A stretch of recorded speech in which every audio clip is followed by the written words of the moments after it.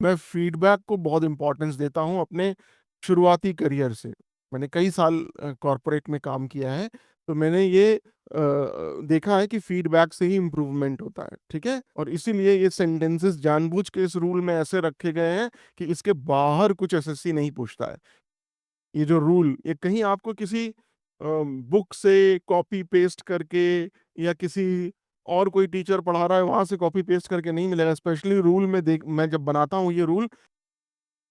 Hello students, कैसे हैं आप लोग? तो आज हमारे रूल्स की सीरीज में ये तीसरा क्लास है, इसमें हम rule number 11 to rule number 15 पढ़ेंगे। जैसा मैंने पहले भी दो क्लासेस के शुरुआत में ही बताया था, क्योंकि मेरा पढ़ाने का ढंग थोड़ा स्लो है, तो इसलिए आप अगर इस क्लास को 1.5x में देखेंगे तो आपको ज़्यादा अच्छा लगेगा। ठीक है, चलिए आइए शुरू करते हैं। तो हमारा पहला है ये रूल नंबर 11। क्या कहता है ये रूल नंबर 11? ये रूल नंबर 11 ये कहता है कि अगर किसी प्लूरल नाउन में, ऐसे प्लूरल नाउन में जिसका आखिरी लेटर एस हो, अगर उसमें हमें पॉजेसिव दिखाना है, मतलब स्वामित्व दिखाना है अगर उसको, उसमें हमें, तो उस केस में हम लोग एपोस्ट्रॉफी के साथ एस नहीं लगाएंगे, खाली क्या लगाएंगे? एपोस्ट्रॉफी लगाएंगे। ऐसा प्लूरल नाउन जिसका लास्ट कैरेक्टर एस हो, ऐसे केसेस में हम लोग एपोस्ट्रॉफी एस नहीं लगाएंगे, खाली एपोस्ट्रॉफी लगाएंगे। जनरली हम लोग क्या करते हैं, ऐसे करते हैं ना, मेंस, आदमियों का, तो हमें एपोस्ट्रॉफी के साथ एस लगाना पड़ता है। लेकिन अगर हमारा लास्ट कैरेक्टर एस हो, जैसे फॉर एग्जाम्पल अगर कहीं लिखना है स्कूल्स, तो हम स्कूल्स ये नहीं लिखेंगे, ये प्लूरल नाउन है, इसका लास्ट कैरेक्टर एस है, हम क्या करेंगे? केवल एपोस्ट्रॉफी कर देंगे। इसी तरीके से कैट्स, इसी तरीके से friends.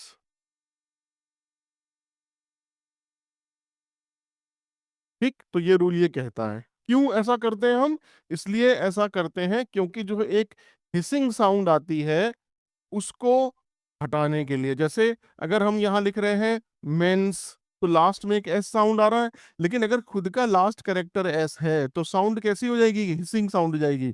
Schools, cats, friends, boys, एक क्लास में हिसिंग साउंड आ रही है ना, तो उसको हटाने के लिए ये रूल है कि अगर किसी प्लूरल नाउन का लास्ट कैरेक्टर एस है तो उसका स्वामित्व दिखाने के लिए हम केवल एपोस्ट्रोफी एस लगाते हैं। जैसे एग्जांपल दिया है, द बॉयज हॉस्टल, तो अगर ये नाउन है, प्लूरल नाउन है, लास्ट कैरेक्टर एस है, तो इसके बाद हमने क्या किया? केवल एक एपोस्ट्रोफी एस लगा दिया। ठीक, आइए, ये कुछ हमारे एग्जाम्पल्स हैं। जैसे the students desk are arranged in a circle, students की डेस्क एक सर्किल में अरेंज है। तो अब स्टूडेंट एक प्लूरल नाउन है, एस कैरेक्टर लगा है, तो हमने क्या किया? खाली एपोस्ट्रोफी एस लगा दिया। स्टूडेंट्स डेस्क गलत है। इसी तरीके से our neighbours dog bark all night, हमारे पड़ोसियों के जो डॉग्स हैं वो रात भर भौंकते हैं। तो अब पड़ोसियों के साथ हमने एपोस्ट्रॉफी लगाया। नेबर एक नाउन है, एस लगा दिया तो प्लूरल नाउन, और लास्ट में हमने एपोस्ट्रॉफी लगा दिया अपने रूल के अनुसार। नेबर्स डॉग सही नहीं है, ये वाला एपोस्ट्रॉफी एस गलत है। ठीक, इरेगुलर प्लूरल्स मतलब ऐसे प्लूरल जो जिनके आगे हमारा लास्ट में एस नहीं आता है, वहां पर बिल्कुल ठीक है। जैसे चिल्ड्रंस टॉयज, अब ये चिल्ड्रन एक प्लूरल नाउन है, लेकिन लास्ट करेक्टर एस नहीं है, तो यहाँ अपोस्ट्रोफी एस बिल्कुल सही है। बच्चों के खिलौने, स्कैटर्ड मतलब इधर उधर फैले रहते हैं, ऑन द फ्लोर, फर्श पर। मेंस क्लोथिंग्स, अब मेन एक प्लूरल नाउन है लेकिन लास्ट में एस नहीं है, तो यहाँ पर बिल्कुल सही है apostrophe S. The women's meeting starts at noon, women में लास्ट में करेक्टर एस नहीं है, तो यहाँ भी बिल्कुल ठीक है। ठीक, अब एक एक्सेप्शन है। एक्सेप्शन मतलब क्या होता है? अपवाद। अपवाद क्या कहता है कि अगर कहीं पर एल्स लिखा है, यहां पर भी हमें हिसिंग साउंड आ रही है, एल्सेस, लेकिन यहां पर ये अपवाद है, यहां पर हम इसको एपोस्ट्रोफी एस इसमें लगाते हैं, कोई प्रॉब्लम नहीं है। जैसे that is someone else's concern, ये किसी और का कंसर्न है, आपका नहीं है। जनरली हमें जब जैसे ये कहना होता है, तो यहाँ पर एक हिसिंग साउंड आ रही है, लेकिन उसके बाद भी ये हम लगाएंगे। यही चीज क्या है? अपवाद है। ठीक, तो इस अपवाद को भी ध्यान रखिएगा। जो सिंगुलर नाउन होते हैं, मतलब हमने जो नियम पढ़ा था वो किसके लिए पढ़ा था? प्लूरल नाउन के लिए। लेकिन जो सिंगुलर नाउन होते हैं उनके लिए ये सही है। Chris laptop is charging, the boss decision is final. अब यहाँ पर क्या है कि ग्रामर में मैंने कई बुक्स में देखा है कि Chris apostrophe laptop is charging, मतलब ये एस नहीं लगा है, वो भी ठीक मानते हैं और ये भी ठीक मानते हैं। ठीक, मतलब जो सिंगुलर नाउन, ऐसे सिंगुलर नाउन जो लास्ट कैरेक्टर जिनका एस है, वहां एपोस्ट्रोफी एस भी सही है और खाली एपोस्ट्रोफी भी सही है। इसीलिए इस पे क्वेश्चन नहीं आते हैं। क्वेश्चन किस पे आते हैं? जनरली प्लूरल नाउन पे। ठीक, आइए हम लोग शुरू करते हैं अपना रूल नंबर 12। रूल नंबर 12 क्या कहता है? रूल नंबर 12 है ऑप्टेटिव सेंटेंसेस के बारे में। आपको मालूम है ऑप्टेटिव सेंटेंसेस क्या होते हैं? ऑप्टेटिव सेंटेंसेस वो सेंटेंसेस होते हैं जो किसी विश को, यानी किसी शुभकामनाओं को, किसी ब्लेसिंग को, आशीर्वाद को, किसी प्रेयर को, प्रार्थना को, या किसी कर्स, श्राप को देने के लिए जो सेंटेंसेस प्रयोग होते हैं वो ऑप्टेटिव सेंटेंसेस होते हैं। ठीक, इन ऑप्टेटिव सेंटेंसेस में जनरली हम लोग मे का प्रयोग करते हैं शुरू में, जनरली। लेकिन मे का प्रयोग कभी कभी तो इम्प्लाइड रहता है। इम्प्लाइड मतलब दिया हुआ रहता है, लेकिन कभी कभी वो छुपा भी रहता है। जैसे फॉर एग्जाम्पल, अगर मैं यहां लिखता हूं कि मे गॉड ब्लेस यू। ठीक, अब ये एक मे दिया हुआ है और ये एक विश का, आशीर्वाद का सेंटेंस है, तो सबसे पहली बात ये ऑप्टेटिव सेंटेंसेस है। ठीक, ये एक ऑप्टेटिव सेंटेंस है। लेकिन कभी कभी क्या होगा कि ये मे जो है इम्प्लाइड होगा। इम्प्लाइड मतलब छुपा हुआ होगा, यानी केवल ये लिखा होगा गॉड ब्लेस यू। तो अगर आप किसी को बोल रहे हैं मे गॉड ब्लेस यू, या फिर गॉड ब्लेस यू, दोनों एक ही बात है। अगर लिख रहे हैं गॉड ब्लेस यू, उसके इसमें क्या है कि मे जो है वो इम्प्लाइड है। ठीक, चलिए, तो अब हम लोग क्या करते हैं?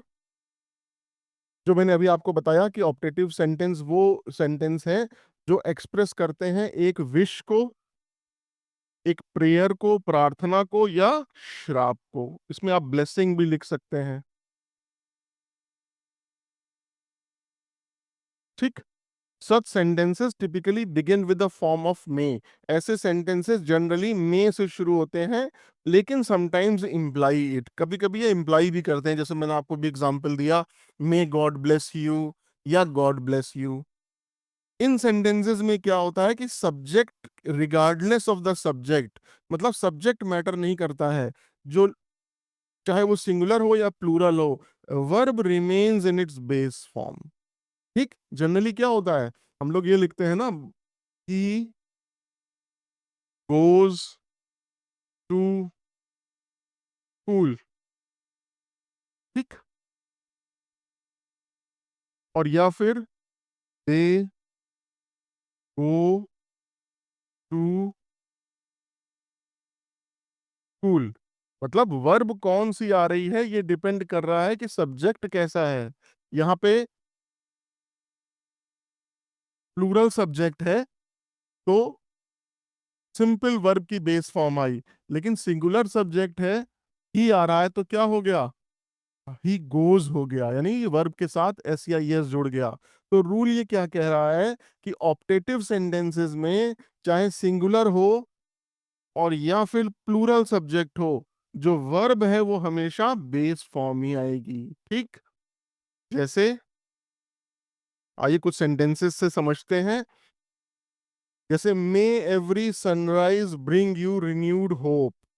ठीक, ईश्वर करे हर सुबह आपके लिए एक नई आशा, नया होप, नई आशा लेके आए। अब क्या है, यहाँ मे लगा हुआ है, तो ये कैसा सेंटेंस हो गया?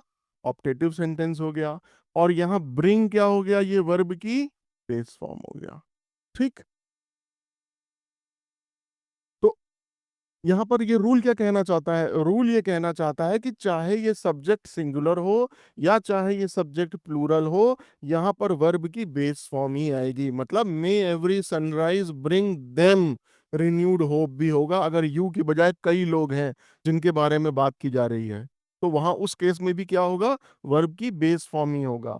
मे laughter and joy fill your home.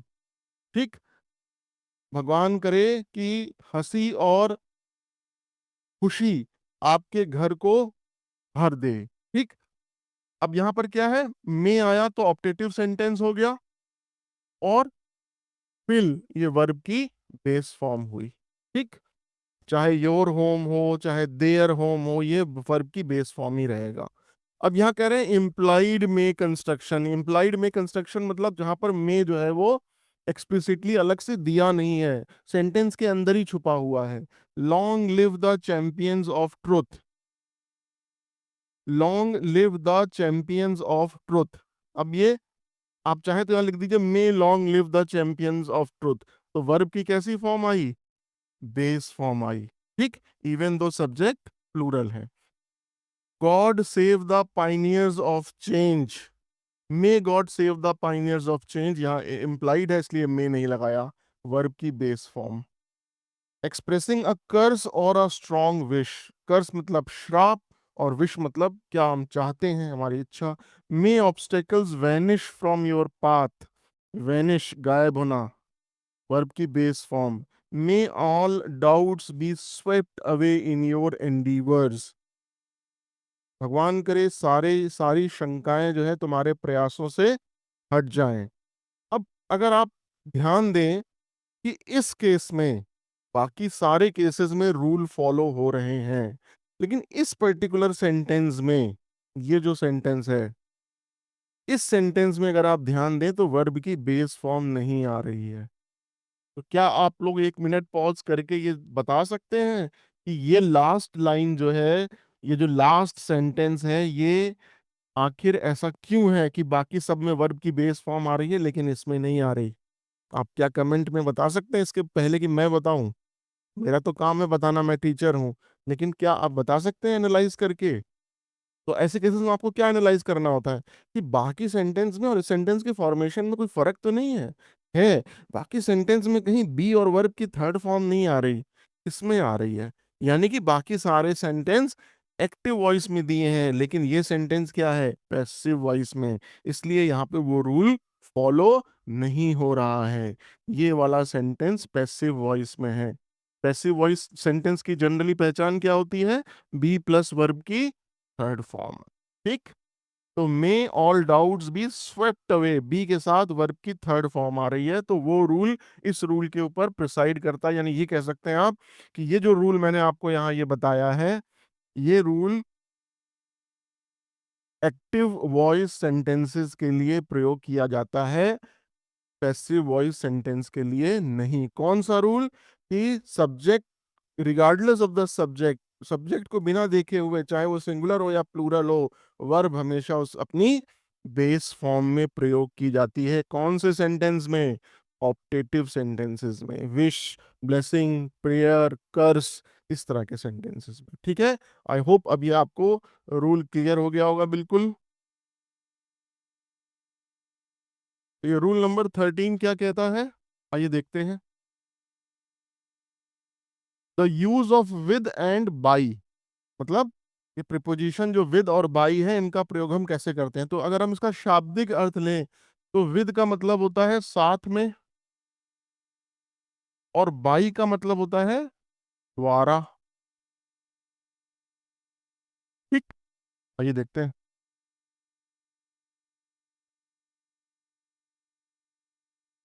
ये कहते हैं कि use with when referring to the instrument, tool और manner by which an action is performed. ये कह रहे हैं कि विद जो साथ है, विद का प्रयोग हम जब कोई इंस्ट्रूमेंट, कोई उपकरण का प्रयोग कर रहे हैं, या किसी टूल का प्रयोग कर रहे हैं, या किसी मैनर में किसी तरीके से किसी चीज का प्रयोग कर रहे हैं, तो वहां हम किसका प्रयोग करते हैं? विद का। और बाई का प्रयोग हम वहां करते हैं जहां पर कोई एजेंट, एजेंट मतलब किसी चीज के द्वारा जब हम कोई कार्य करा रहे हो, तो वहां हम यूज करते हैं बाई का। और साथ में जब हम कोई पॉइंट इन टाइम, किसी समय की जब बात कर रहे हो, वहां भी हम यूज करते हैं बाई का। जैसे for example, he came by car, तो किसी चीज का प्रयोग करते हुए वो आया। ठीक। और जब हम कोई इंस्ट्रूमेंट या किसी टूल की बात कर रहे हैं तो वहां हम किसकी बात करते हैं? विद की। जैसे he wrote the letter with a blue pen.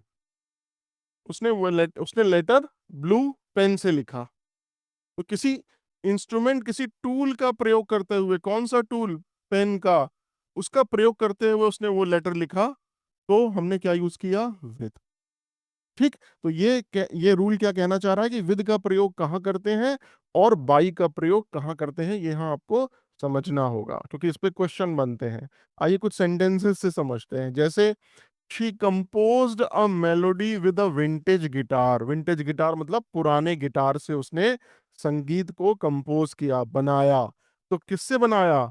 With a vintage guitar, एक गिटार के साथ यहाँ हमने विद लगा दिया। एक इंस्ट्रूमेंट या एक टूल का प्रयोग किया अपने मेलोडी को बनाने में, तो विद बिल्कुल ठीक है। He painted his room with a brush. उसने अपने रूम को एक ब्रश से पेंट किया। तो एक इंस्ट्रूमेंट, एक टूल का यूज किया, तो यहाँ पर विद बिल्कुल ठीक है। They solve the puzzle with great difficulty. अब अगर आप यहाँ देखें, लास्ट में रूल में मैंने आपको एक और चीज बताई थी, क्या? मैनर, मतलब किस तरीके से। तो ये वही वाला सेंटेंस है जिसमें मैनर की बात हो रही है, कि उसने अपनी पजल सॉल्व करी एक बड़ी मुश्किल से, ग्रेट डिफिकल्टी, एक मैनर, एक तरीके की बात हो रही है। तो क्या हुआ यूज? विद। अब आइए देखते हैं by. They the award was presented by the esteemed director. अभी हमने शुरू में ही बात करी थी कि बाई का मतलब होता है द्वारा। तो उसको वो अवार्ड एक बहुत ही प्रसिद्ध डायरेक्टर द्वारा प्रेजेंट किया गया। तो द्वारा मतलब डायरेक्टर ने प्रेजेंट किया, उसके द्वारा, तो यहाँ बाई बिल्कुल ठीक है। The message was sent by the team leader. ये मैसेज टीम लीडर द्वारा सेंड किया गया, तो टीम लीडर द्वारा, यहाँ बाई बिल्कुल ठीक है। इसी तरीके से the project must be completed by the end of the quarter. अब यहाँ देखिए टाइम की बात आ रही है। तो अगर आपने रूल में देखा होगा कि यहाँ पर हमने पॉइंट इन टाइम की भी बात करी थी या डेडलाइन की बात करी थी, ये वही सेंटेंस है कि the project must be completed. Project को कंप्लीट होना जरूरी है इस क्वार्टर, क्वार्टर मतलब वो जो 3 महीने का, उसके एंड तक। तो एंड ऑफ क्वार्टर एक डेडलाइन दी है, तो हमने क्या यूज किया? बाई। तो आपको समझ में आना चाहिए कि विद का प्रयोग कहाँ करते हैं और बाई का प्रयोग कहाँ करते हैं। एक स्पेशल यूज है टाइम रिलेटेड क्वेश्चन। आप किसी से टाइम पूछते हैं, तो आप could you tell me the time by your digital clock. क्या अपनी डिजिटल क्लॉक के द्वारा मुझे टाइम बता सकते हैं? तो टाइम जब हम पूछ रहे हैं तो क्या होगा? बाई। एक इंपॉर्टेंट है ये, और इसीलिए ये सेंटेंसेस जानबूझ के इस रूल में ऐसे रखे गए हैं कि इसके बाहर कुछ एसएससी नहीं पूछता है। इन्हीं इन्हीं तरीकों से ये जो रूल बनाया है, स्पेशली ये जो रूल, ये कहीं आपको किसी बुक से कॉपी पेस्ट करके या किसी और कोई टीचर पढ़ा रहा है वहां से कॉपी पेस्ट करके नहीं मिलेगा। स्पेशली रूल में देख, मैं जब बनाता हूँ ये रूल, ऑफ कोर्स ये रूल इंग्लिश ग्रामर के रूल्स हैं, मेरे अपने रूल नहीं है, लेकिन मैं ये देखता हूँ रूल बनाते समय कि कहीं भी कोई चीज छूटे ना, स्पेशली सेंटेंसेस के एग्जाम्पल देते समय। ठीक है, चलिए ये हमारा हो गया रूल नंबर 13। तो आइए हम लोग शुरू करते हैं अपना रूल नंबर 14। क्या कहता है रूल नंबर 14? रूल नंबर 14 कहता है the use of as after certain verbs. तो जैसा हमें मालूम है इंग्लिश ग्रामर में कि कुछ ऐसी वर्ब्स होती हैं जो अपने पहले एज वर्ड, एज वर्ड लेती हैं, और कुछ ऐसी वर्ब्स होती हैं जो अपने आगे एज वर्ब नहीं लेती हैं। ठीक। आइए कौन कौन सी हैं देखते हैं।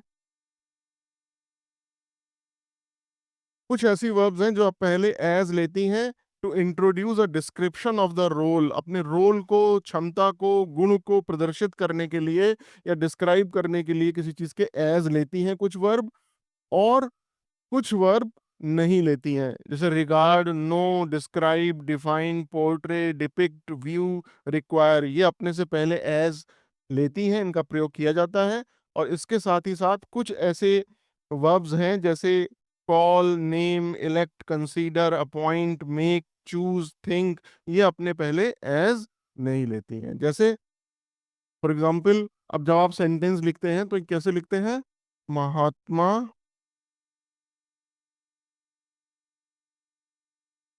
Gandhi is regarded as father of the nation.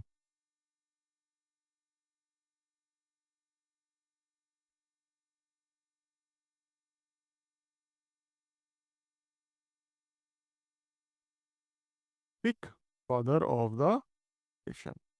तो अब यहाँ रिगार्ड वर्ड आया, रिगार्ड वर्ब आया तो साथ में क्या लिया? एज लिया। यही ये बात कह रहे हैं। ठीक। He is known as the super boy of the class, तो नो वर्ब आया तो एज आया। जैसे एक एग्जांपल और, ही इज नोन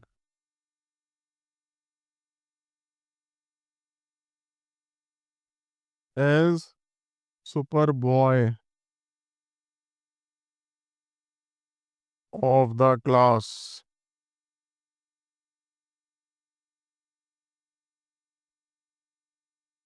ठीक, अब नोन आया तो साथ में क्या आया? एस। तो इसी तरीके से regard, know, describe, define, portray, depict, view, require, ये जितने भी सेंटेंस हैं ये क्या करते हैं? ये एज अपने साथ में लेते हैं। ठीक है। और ये जो वर्ब्स हैं ये अपने साथ में एज नहीं लेते हैं। आइए सेंटेंसेस के थ्रू समझते हैं। Verbs that typically take as, everyone regarded him as a genius, हर आदमी उसको जीनियस की तरह रिगार्ड देता है या समझता है, तो रिगार्ड आया तो एज आया। She is known as a great leader, वो एक महान नेता की तरह, लीडर की तरह उसको जाना जाता है, नो आया तो एज आया। They described him as honest and kind, वो उसको ईमानदार और दयालु की तरह डिस्क्राइब करते हैं, तो डिस्क्राइब आया तो एज आया। ठीक। इसी तरीके से verbs that normally omit as, कुछ ऐसे वर्ब्स होते हैं जिनके आगे ओमिट मतलब मिटाना, उनके आगे एज नहीं लगता है। दे इलेक्टेड हिम प्रेसिडेंट, उन्होंने उसको प्रेसिडेंट की तरह इलेक्ट किया, तो आपको सेंटेंस कैसा आएगा? They elected him as a president या एज प्रेसिडेंट। तो आपको ये समझना है कि ये इलेक्ट है तो इसलिए साथ में एज का प्रयोग नहीं करेंगे।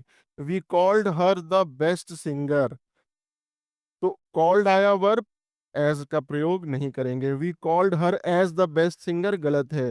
ही was appointed as manager of the team, गलत है, क्योंकि अपॉइंट, कॉल्ड, इलेक्टेड, आप देखिए पीछे, कॉल, इलेक्ट, अपॉइंट, इनके साथ में हम एज का प्रयोग नहीं करते, ओमिट मतलब मिटा देते हैं। ठीक है। यही ये सिंपल रूल है। लेकिन काफी बार मैंने देखा है इसमें क्वेश्चन आते हैं, इसलिए इसको ध्यान से, इस पे सेंटेंसेस खूब सारे बनाइए। चलिए आइए हम लोग शुरू करते हैं आज का रूल नंबर 15, लास्ट रूल। क्या कहता है ये रूल कहता है using such as a determiner and related construction. जब हम सच वर्ड का प्रयोग एक डिटरमाइनर की तरह करते हैं, डिटरमाइनर मतलब समझते हैं ना आप, कि किसी नाउन के पहले किसी वर्ड का प्रयोग किया जाता है ये बताने के लिए कि वो नाउन किसको रिफर कर रहा है। ठीक है, उसको डिटरमाइनर बोलते हैं। A determiner is a word placed in front of a noun to clarify what the noun refers to, noun किसको रिफर कर रहा है। जैसे माई फोन इज रिंगिंग, मेरा फोन बज रहा है, तो नाउन के पहले इस वर्ड को रखा गया डिटरमाइनर को, ये बताने के लिए कि नाउन किसको रिफर कर रहा है। दिस केक इज डिलीशियस, यह केक स्वादिष्ट है, केक के पहले रखा गया ये बताने के लिए कि ये किस केक की बात हो रही है। सम पीपल अराइव्ड अर्ली, कुछ लोग जल्दी पहुंच गए, अब पीपल के आगे सम डिटरमाइनर का प्रयोग किया इस पर्टिकुलर नाउन को रिफर करने के लिए कि कुछ लोगों की बात हो रही है। तो ये क्या कह रहा है कि सच जो है उसका डिटरमाइनर की तरह प्रयोग जब होता है तो कैसे होता है, मतलब देखिए इस पर्टिकुलर रूल में जो हम लोग बात कर रहे हैं वो कर रहे हैं पेयर की। एक्चुअल ये रूल क्या है कि सच के साथ हम प्रयोग करते हैं एल्स का, एज का, एल्स के साथ प्रयोग करते हैं बट का, और अदर या अदरवाइज इसके साथ हम प्रयोग करते हैं देन का। ठीक है, क्वेश्चन कैसे आता है कि एल्स के साथ देन का पेयर पेयर बना देंगे, जो कि गलत होगा। तो अगर आपको ये तीन चीजें समझ में आ गई, ये तीन चीजें आपको मालूम है इस रूल की, कि सच के साथ पेयर में एज का प्रयोग करते हैं, एल्स के साथ बट का करते हैं, और अदरवाइज के साथ देन का करते हैं, यही ये रूल बताना चाह रहा है। तो कॉम्प्लेक्स वर्ड की फिलहाल आप उसमें चक्कर में मत फंसिए, डिटरमाइनर या ये सब। ये समझिए कि एक्चुअल ये रूल क्या कहने जा रहा है। आइए एग्जाम्पल से समझते हैं। तो ये रूल क्या कह रहा है कि when using such as a determiner, जब सच का प्रयोग डिटरमाइनर की तरह किया जाता है, तो इसका pair, it is paired with a noun and followed by as. Such का प्रयोग एज के साथ किया जाता है कुछ फर्दर एक्सप्लेनेशन बताने के लिए, और एल्स का प्रयोग बट के साथ किया जाता है, और अदरवाइज का प्रयोग देन के साथ किया जाता है। ठीक, ये सिंपल लैंग्वेज में इस रूल का मतलब है। और आइए इसको हम एग्जाम्पल से समझते हैं, ताकि हमें ज्यादा अच्छी तरह समझ में आए। तो किसी किसी का एग्जाम्पल जब आपको उदाहरण देना होता है, such as this, I like fruit such as apple, orange, papaya, ये तो जब आपको एग्जाम्पल देना है तो आप सच के साथ एज का प्रयोग करेंगे। I like such fruit as mangoes and bananas. तो एग्जाम्पल देना है या किसी चीज का टाइप बताना है तो सच के साथ एज का प्रयोग किया। We need such teachers as inspire students. हमें ऐसे स्टूडेंट चाहिए जो स्टूडेंट्स को इंस्पायर करें, तो सच के साथ एज आया। He avoid such books as are difficult to understand. वो ऐसी बुक्स को अवॉइड करता है जो समझने में जिनको दिक्कत हो, तो सच के साथ एज आया। अब एल्स के साथ हम प्रयोग करते हैं किसका, बट का। No one else but you can solve this problem. क्यों करते हैं, एक्सेप्शन, अपवाद दिखाने के लिए, या कॉन्ट्रास्ट मतलब विरोधाभास दिखाने के लिए। किसका प्रयोग, एल्स और बट का। जैसे सच और एज का प्रयोग करते हैं हम एग्जाम्पल या टाइप दिखाने के लिए, एल्स के साथ बट का पेयर का प्रयोग करते हैं हम कुछ एक्सेप्शन, अपवाद या विरोधाभास दिखाने के लिए। जैसे no one else but you can solve this problem, कोई नहीं बट केवल तुम इस प्रॉब्लम को सॉल्व कर सकते हो। तो नो वन के अपवाद दिखा रहे हैं कि तुम, तो एल्स के साथ किसका प्रयोग किया, बट का। No one else but you. She trust no one else but her best friend, वो किसी और को नहीं बट लेकिन अपने बेस्ट फ्रेंड पे भरोसा करती है, ट्रस्ट करती है। तो एल्स के साथ किसका पेयर आया, बट का। It was nothing else but a misunderstanding, ये कुछ नहीं था बस केवल एक मिसअंडरस्टैंडिंग थी, एल्स के साथ बट का प्रयोग हुआ। और अदरवाइज के साथ देन का प्रयोग करते हैं फिर एक्सेप्शन या कंट्रास्ट दिखाने के लिए। जैसे I have no hobby other than reading, मेरे पास दूसरी कोई हॉबी नहीं है पढ़ने के अलावा। तो अदर के साथ किसका प्रयोग किया, देन का। तो ये पेयर आपको ध्यान रखना है। ठीक, they choose no path other than the right one. आप अदर के साथ देन का प्रयोग किया, उन्होंने कोई और रास्ता नहीं चुना बजाय उसके जो सही है। She never behaves otherwise than politely, वो विनम्रता के अलावा किसी और तरह से बिहेव नहीं करती। तो देन के साथ किसका पेयर आया, अदरवाइज का। तो अदर और अदरवाइज के साथ देन का पेयर आता है, एल्स के साथ बट का आता है, और सच के साथ एज का आता है। ठीक है, जब इनको डिटरमाइनर की तरह यूज किया जा रहा है। ठीक है, तो ये हमारे हो गए आज rule number 11 to rule number 15। आशा है आपने इन रूल से कुछ आज नया सीखा होगा। जानबूझ के ऐसे ऐसे एग्जाम्पल्स बनाए जाते हैं ताकि वो उस रूल के सारे एस्पेक्ट्स को कवर करें। ठीक है, अभी ज़्यादा लोग इन रूल्स को नहीं देख रहे हैं। अगर आपको कुछ ऐसा लगता है कि इन रूल्स को समझाने में या बनाने में या एग्जाम्पल देने में कहीं कुछ आपको और चीज़ की ज़रूरत है, कुछ कमी है, तो आप नीचे कमेंट लिख के बता सकते हैं। मैं फीडबैक को बहुत इंपॉर्टेंस देता हूँ अपने शुरुआती करियर से। मैंने कई साल कॉरपोरेट में काम किया है, तो मैंने ये देखा है कि फीडबैक से ही इम्प्रूवमेंट होता है। ठीक है, तो अगर आपको कुछ ऐसा कमी लगती है या आपको लगता है कि ये एडिशनल चीज़ और जोड़ दी जाए, तो आप नीचे कमेंट कर सकते हैं। ठीक है, आप मेरे साथ बने रहे इसके लिए आपका बहुत बहुत धन्यवाद। Thank you so much.